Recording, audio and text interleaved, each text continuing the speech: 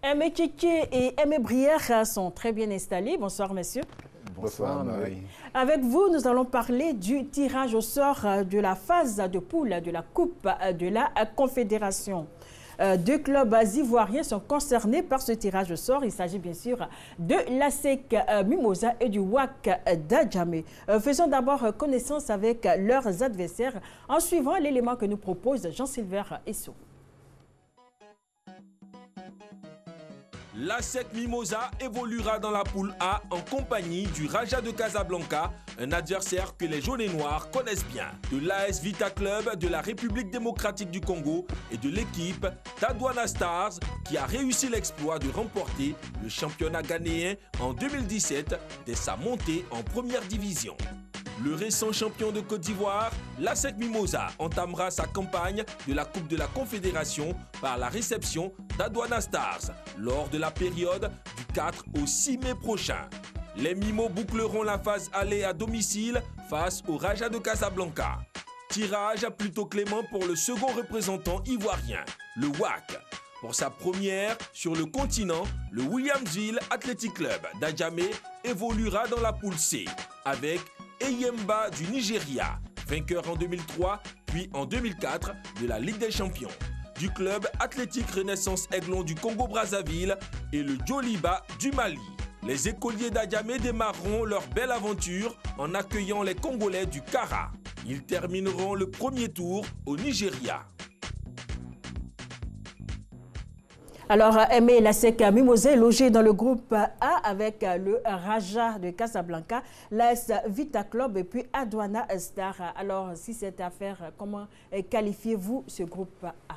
Les observateurs avertis traitent déjà cette poule de la mort. Et pour moi, c'est une poule extrêmement relevée, d'autant plus qu'elle comporte en son sein le Raja de Casablanca, ancien champion de la Ligue des Champions, le Vita Club, une très grosse équipe, et puis le tout nouveau Adwana Star du Ghana. Donc c'est une poule extrêmement relevée à mon avis. Mais vous partagez l'opinion de Tchétché? Oui, tout à fait, tout à fait. La curiosité dans cette poule de la SEC sera constituée par cette équipe de l'Adwana Stars qui est montée en première division il y a 2 saisons et qui la saison dernière. On peut parler de petits poussés en parlant de l'Adwana? On parlera de petits poussés, c'est un peu fort parce que c'est une équipe qui a été quand même championne du Ghana. C'est un championnat à 16 clubs, un championnat très relevé dans lequel, il faut le dire, pour cette année, les joueurs de l'Adwana Stars ne sont pas particulièrement brillants. Ils sont 14e sur 16, mais vous savez, avec 4 matchs de retard, le classement ne reflète pas tout à fait leur valeur. Mais il faut également savoir, concernant cette équipe de l'Adwana Stars, qu'elle a été proprement balayée par l'entente sportive de Sétif, les Algériens, qui ont gagné 4 buts à 0 quand ils ont perdu à l'aller au Ghana 1 but à 0. L'épouvantail de cette poule, il faut le dire, c'est l'AS Vita Club, les Congolais, et ça promet une chaude empoignade à Kinshasa, soit au stade Tata Raphaël, et là les mieux ont du souci à se faire parce que là les supporters sont pratiquement sur le terrain, ouais. Soit au stade des Martyrs. Eh bien, ce sera l'un des points d'orgue de cette poule de la SEC. Quelles sont les chances de la SEC Mimosa dans cette poule A? Eh bien, moi, je pense que la SEC Mimosa n'a pas sa place dans cette coupe de la CAF. La SEC a plutôt sa place en Ligue des Champions. Malheureusement, la SEC a été reversée. Donc. Par accident donc. Et donc, la SEC, pour moi, pas favori dans cette poule. C'est vrai qu'il y a le Raja de Casablanca, entraîné par Juan Carlos Garrido, l'Espagnol, qui a fait parler de lui en terminant 4e en 2010-2011 du championnat espagnol. Et puis en qualifiant la même année cette équipe de Séville pour les demi-finales de la Champions de la Ligue européenne. Donc c'est une équipe extrêmement difficilement jouable. Ouais. Même si elle a été 3 fois championne d'Afrique, je pense que c'est un gros morceau. C'est un gros morceau, l'équipe de Raja de Casablanca. Ensuite, l'AS Vita, Emile le disait, c'est une équipe qui a beaucoup de supporters, premièrement. Deuxièmement, l'équipe est entraînée par l'entraîneur national, Florent Ibeng, que tout le monde connaît d'ailleurs. Et puis, qui a une équipe qui a en son sein beaucoup d'internationaux, qu'ils soient congolais ou étrangers. Donc, c'est une équipe extrêmement expérimentée qui va jouer contre la SEC. Mais, malgré tout, la SEC qui est déjà champion de Côte d'Ivoire 4 journées avant et qui va jouer son premier match entre le 4 et le 5, a le temps de se reposer, de faire jouer une équipe B en championnat et de montrer de quoi elle est vraiment capable. Pour moi, la SEC sait voyager. La SEC peut s'en tirer. Je dis la SEC est favori parce que la SEC a les éléments pour pouvoir aller très loin dans cette compétition. Il faut savoir que la SEC, même quand on dit qu'elle sait voyager, c'est sur ses 40 derniers matchs, c'est 14 victoires à l'extérieur, 13 nuls et 11 défaites. Donc c'est une équipe qui a forcément toutes ses chances pour pouvoir aller très loin dans cette compétition. Alors il y a le palmarès du Raja qui parle également pour lui. 3 fois champion d'Afrique, en 1989, en 1999, 97 et puis ensuite en 1999. C'est ça, alors 2 championnats d'Afrique des clubs et une super coupe dont l'un des championnats d'Afrique a été remporté avec sur le banc de touche un certain Oscar Foulonné, que les Ivoiriens connaissent bien. Mais si cette équipe du Raja se trouve en poule CAF, ça veut dire que ce n'est plus l'équipe du Raja qui était de ce niveau-là. Le fait est que... Elle ne fait plus trop peur. Elle ne fait plus peur. En championnat, les Rajaouis sont 7e et ce championnat est dominé justement par de nouvelles équipes comme Tanger, comme Agadir. Il faut dire que le fils de Rabat et le Roc de Casablanca même sont mieux placés que cette équipe du Raja. Mais attention, c'est un adversaire redoutable, tout comme l'AS Vita Club. Mais on sera très vite fixé sur les chances de la SEC, parce que le premier match de la SEC permettra de voir à l'œuvre les Ghanéens de la Douane Stars.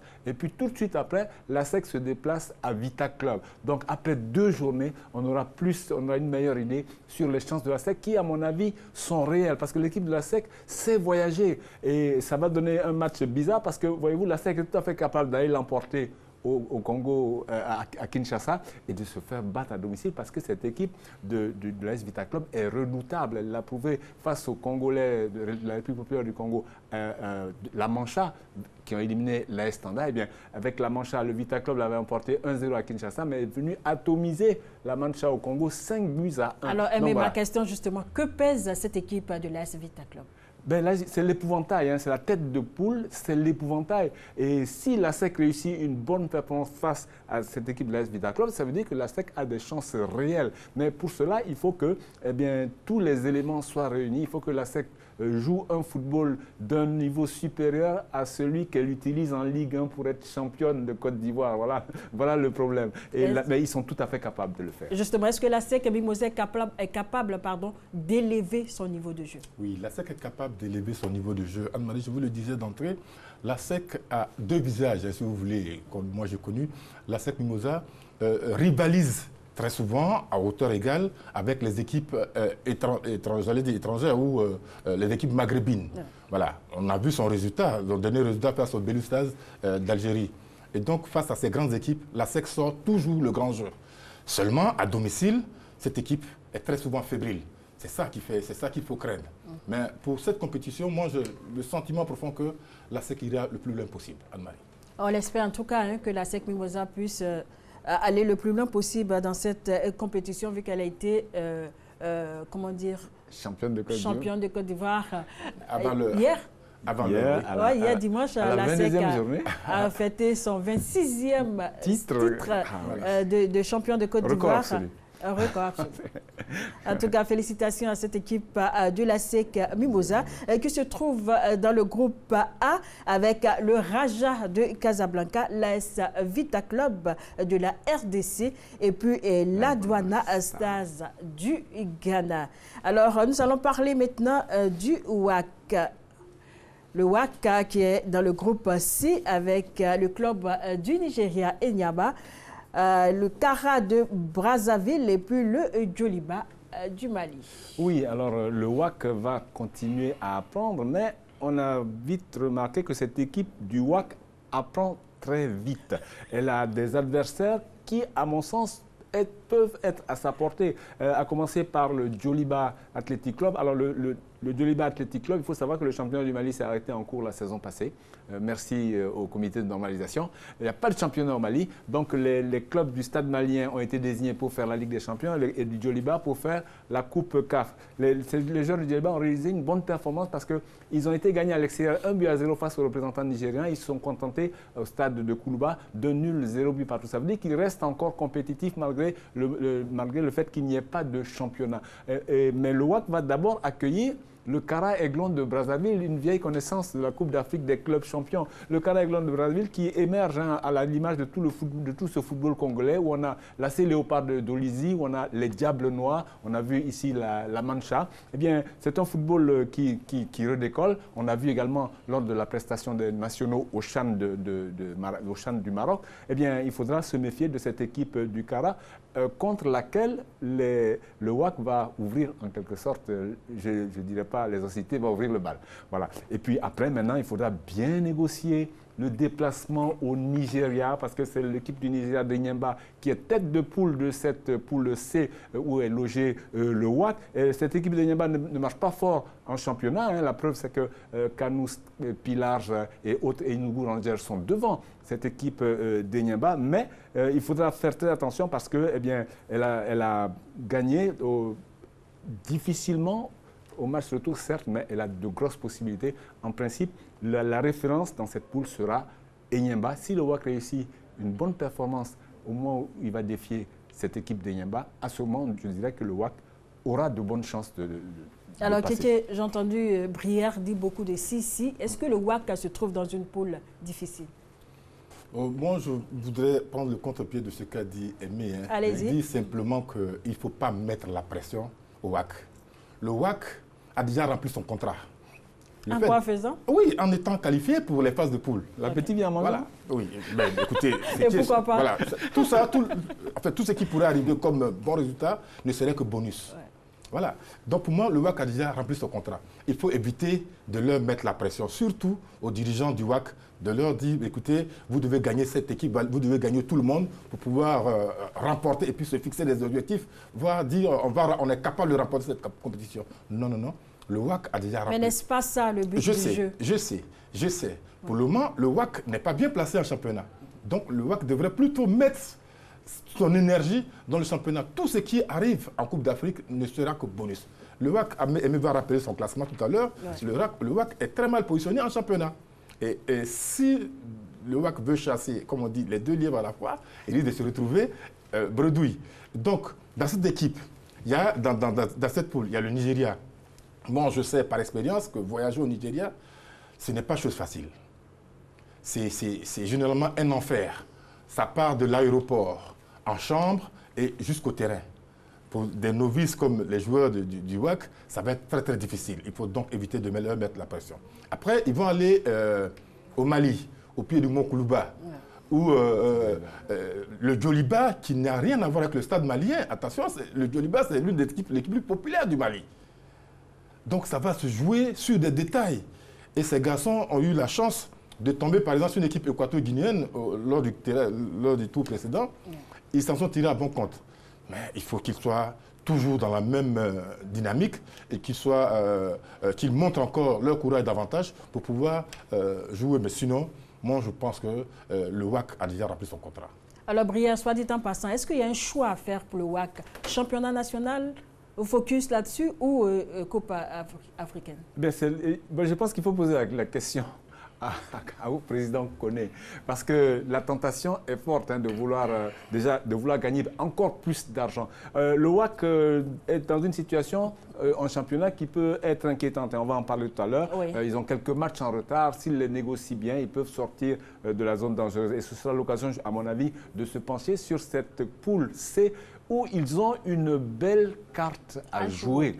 Parce qu'une équipe du WAC qui est montée il y a 2 ans, l'année d'après qui a été africaine, et cette année qui a bien commencé le championnat, qui a montré un bon niveau et qui est bien placé dans cette Coupe de la Confédération, moi je pense qu'il faut jouer à fond la carte africaine.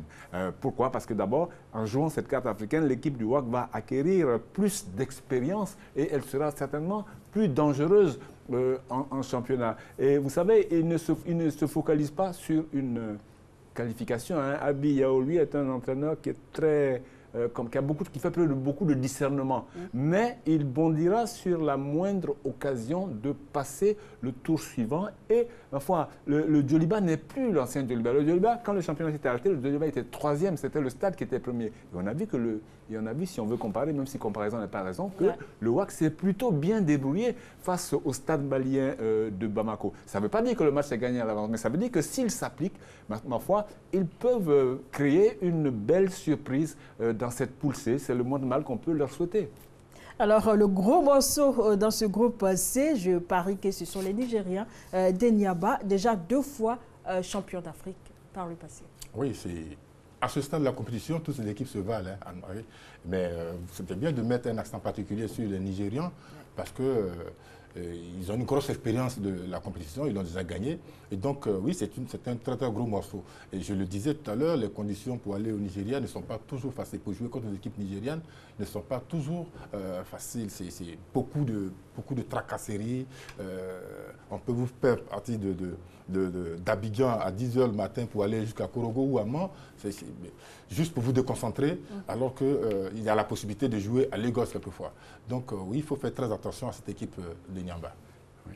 Moi, je pense que la poule est très équilibrée. Je voudrais dire, je voudrais dire, faire attention à cette équipe du Kara Aiglon de Brazzaville qui a sorti au tour préliminaire l'Ashanti Kotoko, n'est-ce pas, et au tour d'après qui a battu Saint-Georges d'Éthiopie. Saint-Georges d'Éthiopie, c'est comme la SEC en Côte d'Ivoire. Ouais. Donc, c'est vous dire qu'elle est d'un excellent niveau. Elle a perdu 1-0 au Ghana, mais elle s'est qualifiée au tir au but au retour. Et puis, quand elle a rencontré Saint-Georges, c'était le même scénario, 1-0, 1-0, et elle passe au tir au but. Bon, c'est une équipe qui développe un bon football, mais je pense que c'est une poule, dans l'ensemble, assez équilibrée, même si les observateurs ont tendance à dire que c'est le WAC qui est là pour apprendre et voilà, sans aucune pression, sans aucun objectif véritable.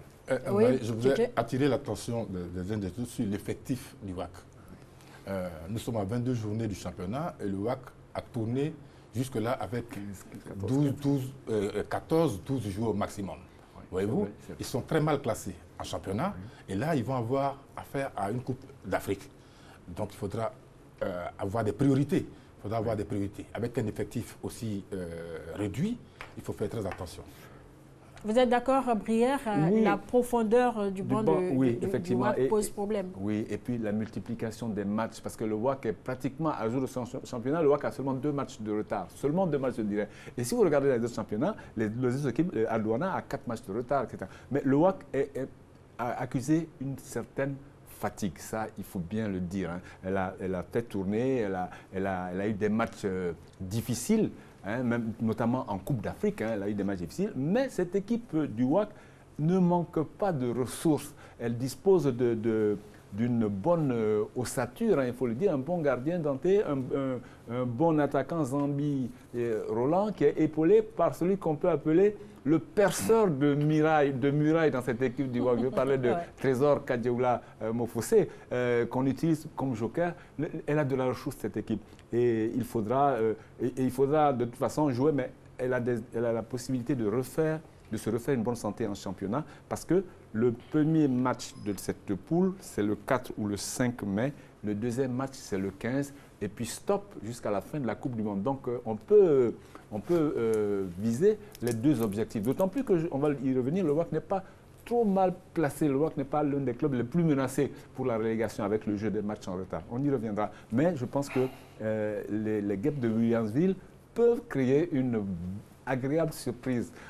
Même si je pense, Anne-Marie, voilà comment nous, observateurs, mettons la pression sur les équipes. Mais vous, Aimé est sûr à 100% que... je dirais une pression normale. Non, mais attention. Le WAC se retrouve en Coupe africaine.